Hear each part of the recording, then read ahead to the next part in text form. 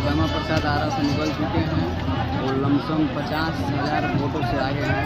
आप देख सकते हैं कितना भीड़ है यहाँ पर। और पूरे माले की पार्टी और आरजेडी राष्ट्रीय जनता दल की पार्टी पूरे आए हुए हैं और पूरे प्रशासन अपने तरीके से रोके हुए हैं। अब वोट भी देख रहे हैं कितना बहुत ज़्यादा भीड़ है।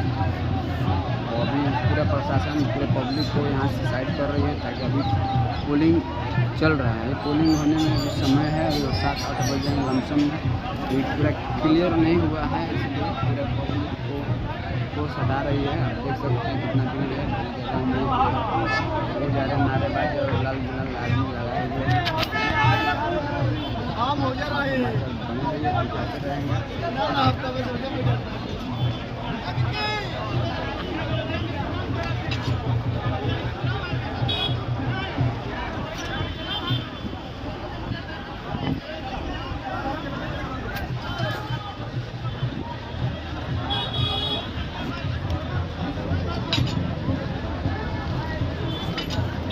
पूरा देख रहे हैं रेलिंग पर पूरे रोड पूरा जाम लगा हुआ है। पब्लिक यहाँ पर बहुत सारा जाम है।